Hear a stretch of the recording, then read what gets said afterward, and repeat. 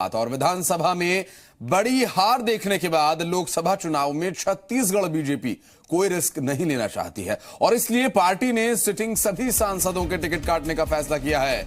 जब ये खबरें सियासी गलियारों में आई उसके बाद बीजेपी में बगावती सुर महसूस किए जाने लगे और रायपुर से 7 बार के सांसद रमेश बैस कार्यकर्ताओं के बीच बैठे। जी मध्य प्रदेश छत्तीसगढ़ से चर्चा में रमेश बैस ने कहा कि हमें अभी भी प्रत्याशी बनाए जाने की उम्मीद है और इस बार टिकट लेकर लड़ने के लिए तैयार हूं। दरअसल कार्यकर्ताओं की माने तो अगर रमेश बैस को टिकट नहीं मिला तो पार्टी को इसका खामियाजा भुगतना पड़ सकता है। कार्यकर्ताओं के साथ ही कुर्मी समाज ने भी बगावती तेवर दिखाते हुए रमेश बैस को टिकट देने की मांग की है। एक बड़ा निर्णय हाईकमान ले रही है। नहीं, पार्टी जो भी निर्णय ले, अब 7 बार का सांसद बोलते हैं। पार्टी ने मुझे टिकट दिया तभी मैं 7 बार का सांसद बना। अब इस समय पार्टी जो भी निर्णय लेगी उसको हम मानेंगे। अभी लिस्ट फाइनल हो जाए। उम्मीद अभी भी है, क्योंकि कार्यकर्ताओं को तो उम्मीद है और हम देख रहे हैं लगातार कार्यकर्ता आ रहे हैं आपसे मिलने यहाँ पे। बिल्कुल बिल्कुल, हर कार्यकर्ता अपने नेताओं के बारे में चिंता करते हैं और आज मेरे कार्यकर्ता कल के समाचार सुनने के बाद सभी मुझसे मिलने आए हैं। सर, आपकी कोई बात हुई है दिल्ली में? क्योंकि हम तो देखते हैं जब टिकट बंटवारे का समय होता है तो नेता दिल्ली की दौड़ लगाते हुए नहीं थकते हैं। रमेश बैस से अछूते रहते हैं क्या? नहीं, मैंने कभी पार्टी से टिकट के लिए मैंने कभी मांग भी नहीं की। पार्टी मुझको जो आदेश देते रही है मैं उसका पालन करते रहा। इस समय भी पार्टी जो निर्णय देगी उसको मानेंगे हम। रमेश बैस तैयार हैं लड़ने के लिए?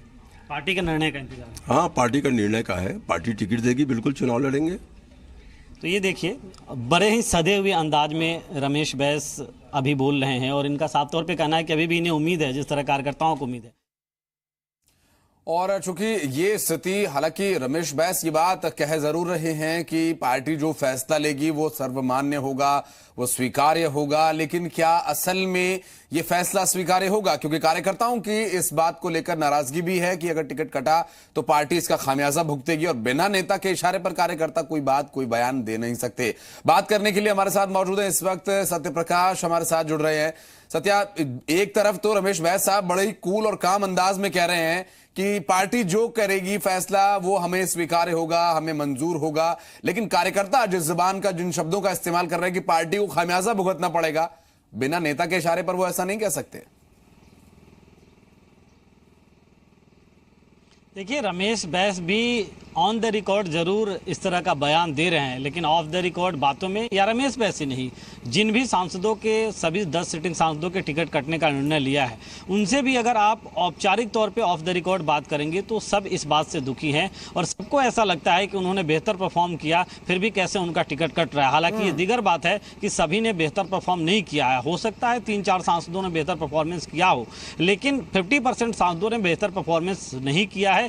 ये भी प्रदेश हाईकमान या राष्ट्रीय हाईकमान को पता था, लेकिन ये जो निर्णय बीजेपी के राष्ट्रीय हाईकमान ने लिया है, इसे एक बेहद बड़ा निर्णय माना जा रहा है, क्योंकि अब तक देखने को ऐसा नहीं मिला था कि एक प्रदेश में पूरी की पूरी लिस्ट ही, पूरे के पूरे चेहरे ही लोकसभा के बदल दिए कोई पार्टी, और ऐसा पहली बार देखने को छत्तीसगढ़ में मिल रहा है।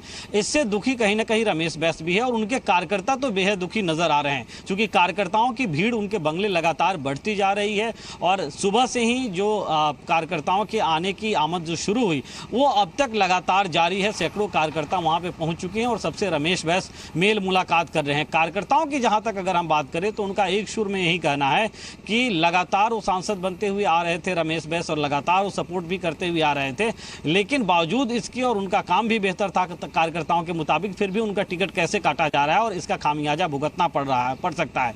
हालांकि ओबीसी समाज के भी जो मीडिया प्रवक्ता है वो भी वहां पे मौजूद थे और उनका कहना था कि अगर लिस्ट में रमेश बैस का नाम नहीं हुआ तो एक बैठक होगी और उस बैठक में भी समाज निर्णय लेगा कि आगे क्या कुछ करना है। मतलब ये साफ है कि जिस तरह से एक बड़ा निर्णय बीजेपी के राष्ट्रीय हाईकमान ने लिया है कि सभी 10 सांसदों का टिकट कटेगा इस बार छत्तीसगढ़ में, उसके बाद इसका जो साइड इफेक्ट है वो कहीं ना कहीं दिखना शुरू हो चुका है। और न सिर्फ हम रायपुर में बल्कि प्रदेश के दूसरे हिस्सों से भी ऐसी खबरें आ रही है कि वहां भी जो सांसद के समर्थक हैं कई जगहों पे, मैं आपको रोकना चाहूंगा इस बात वक्त को लेकर सत्य प्रकाश नाराजगी है बीजेपी से या केदार उनमें भी गुप्ता इस साहब बात को हमारे लेकर साथ जुड़ रहे हैं। आशीष। केदार साहब, एक बात जो कि आला कमान तय कर रहा है और इस बारे में चर्चा है कि जो वर्तमान जो सिटिंग सांसद हैं उनके टिकट काट करके नए चेहरों को मैदान में उतारा जा सकता है।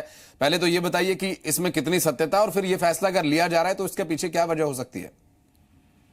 देखिए, जैसा हम सब लोगों ने भी टीवी में ये समाचार देखा है, माननीय अनिल जैन जी का बयान भी हम लोगों ने टीवी में, और उसके हिसाब से जो निर्णय आगे बढ़ रहा है, मैं समझता हूँ कि पार्टी को एक उस आधार पर निर्णय लेगी, और अभी निर्णय नहीं हुआ है।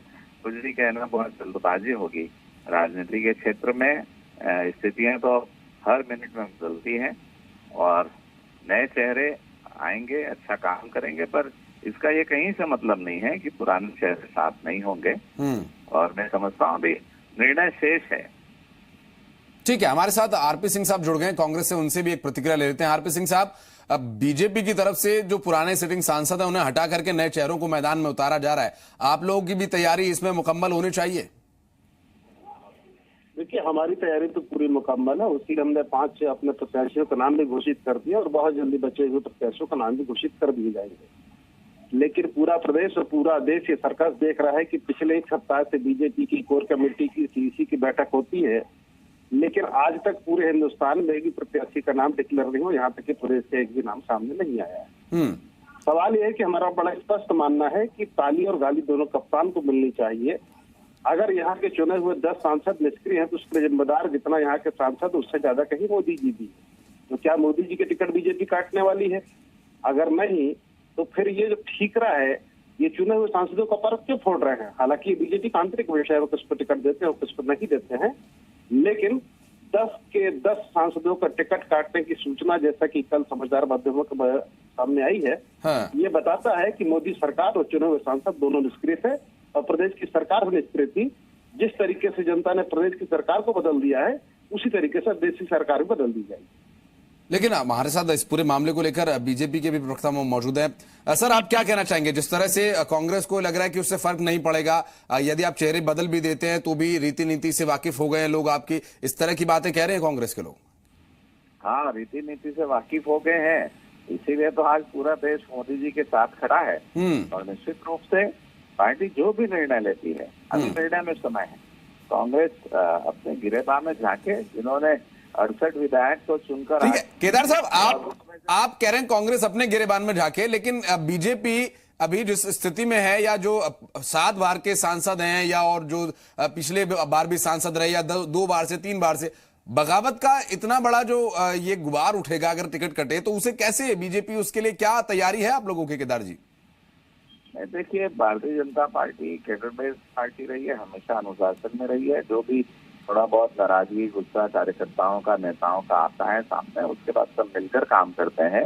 कांग्रेस की बात अगर मैं कहूँ तो 3-3 सिटिंग एमएलए को उनको टिकट देना पड़ा, क्योंकि पार्टी के अंदर एक कांग्रेस के अंदर बड़ा असंतोष है, और वो कहीं पर भी अपने विधायकों को एडजस्ट नहीं कर पा रहे हैं। और समय के पहले उन्होंने घोषणाएं करनी शुरू की कि लाभ के पद से इतने लोगों को अलग रखेंगे, तो कहीं ना कहीं विधायकों के सेटलमेंट और उनके विश्वास जीतने के लिए कार्यकर्ता ठगा सा महसूस कर रहा है कांग्रेस पार्टी में।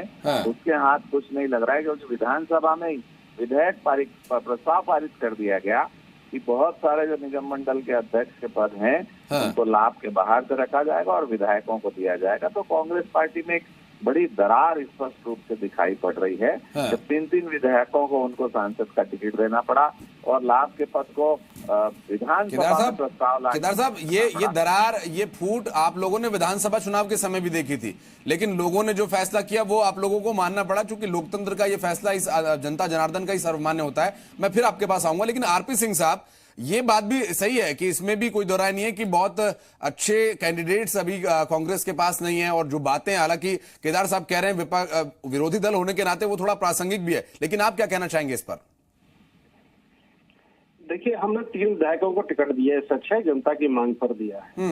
और अगर विधायक को सांसद का टिकट देना गलत है, तो विक्रम उसेंडी तो सिटिंग सांसद थे, उनको विधानसभा का टिकट देना, विधायक से सांसद का पद बड़ा होता, हमने तो प्रमोशन किया है, आपने डिमोशन किया। सांसद को बुलाकर विधानसभा का टिकट दिया और वो सांसद महोदय अपने ही विधानसभा में चारों खाने चित्त हो गए, तो बात यही खत्म हो जाती तो भी ठीक थी जी। उनकी अपनी लोकसभा में 8 विधानसभा और 8 विधानसभा में भाजपा का सुपड़ा साफ। वाह है भारतीय जनता पार्टी कि आपने 8 विधानसभा में सुपड़ा साफ होने का इनाम ये दिया, तो आदमी को प्रदेश का अध्यक्ष बना दिया। जो आदमी अपनी लोकसभा की सारी सीटें हार गया हो, जो अपनी विधानसभा सीट हार गया हो, वो प्रदेश से बीजेपी को अपने जीत दिलाने की ठेका लेके बैठा है।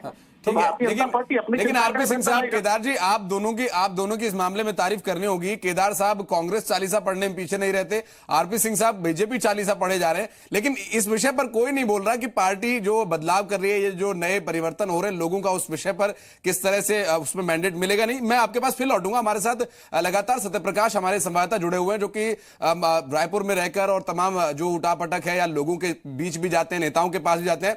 सत्यप्रकाश, केदार जी हमारे साथ बीजेपी से जुड़े हुए हैं, आरपी सिंह साहब कांग्रेस से जुड़े हुए हैं। अगर आपका जमीनी स्तर पर वहां जो आप देख रहे हो, कोई प्रश्न अगर आप पूछना चाहते हो तो। बिल्कुल, देखिए हमारा प्रश्न केदार जी से है। केदार जी को इस बात को लेकर बताना चाहिए कि क्या अब छत्तीसगढ़ में बीजेपी पूरी तरह से परिवर्तन के मूड में है, मतलब जो पुराना नेतृत्व था उसे पूरी तरह से अब दरकिनार किया जाएगा और नए नाम सामने आएंगे, और उसमें क्या केदार गुप्ता जैसे भी बहुत सारे ये सोच भी रहे हैं कि ठीक है, मैं आपके पास फिर लौटूंगा। इस वक्त जो रमन सिंह पूर्व मुख्यमंत्री है, क्या कुछ कह रहे हैं? उसमें कौन से बैठक करनी, लेकिन क्या आपको लग रहा है कि विधानसभा के नतीजों की वजह से ये निर्णय लिया गया है? उसमें आपके पुत्र भी शामिल है? देखिए, पार्टी का निर्णय होता है तो पुत्र और पिता का सवाल नहीं है। पार्टी का निर्णय बड़ा होता है, पार्टी का निर्णय सबके लिए हुआ है, किसी एक व्यक्ति के लिए नहीं हुआ है। तो जो निर्णय है सर्वमान्य। तो ये सुना आपने पूर्व मुख्यमंत्री रमन सिंह, जो कि राजनांदगांव से संभावित प्रत्याशी हैं। इससे पहले इनके पुत्र यहां से चुनाव लड़े हैं और जीते भी। केदार साहब हमारे साथ लगातार मौजूद हैं।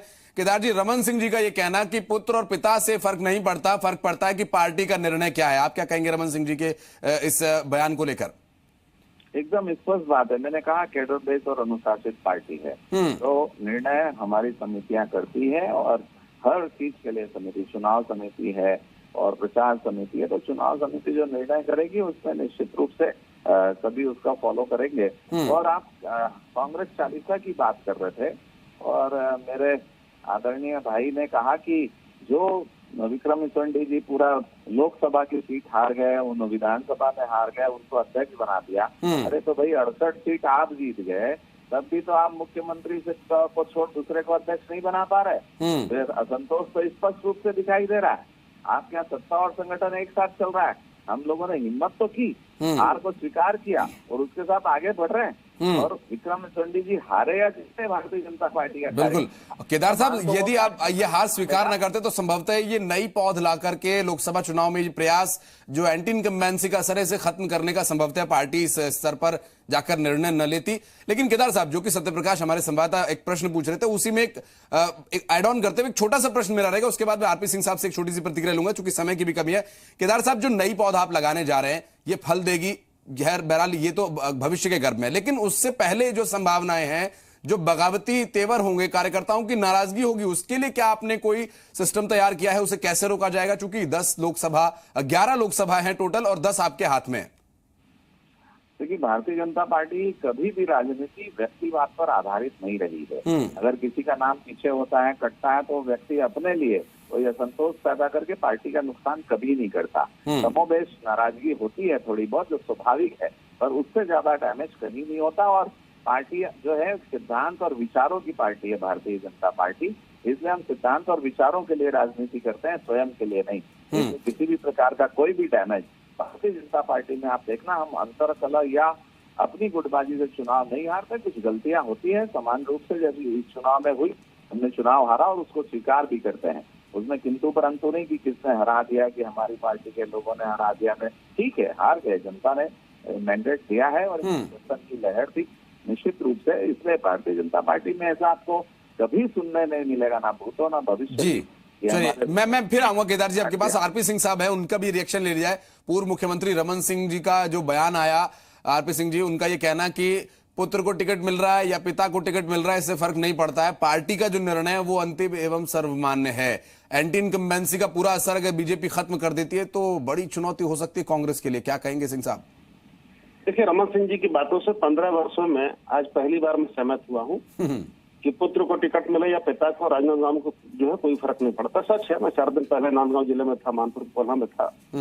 उसके पहले भी 7 दिन पहले मानपुर मोहल्ला और इसका आसपास एरिया में गया था। ये सच है कि कहा पिता लड़े या पुत्र लड़े, हार वहाँ तय है। रमन सिंह जी का कहना बिल्कुल सही है कि इससे कोई फर्क नहीं पड़ता कि कौन लड़ता है, दोनों मिलकर भी लड़ेंगे तो भी हार तय है।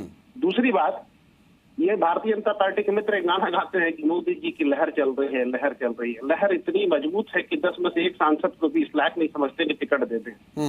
अरे आपकी लोकप्रियता है तो आप घोड़े गधे बैल किसी को टिकट देके चुनाव जीता लिए थे पिछली बार, तो आप इस बार सेटिंग सांसद को दे दीजिए, जिताकर दिखा लीजिए।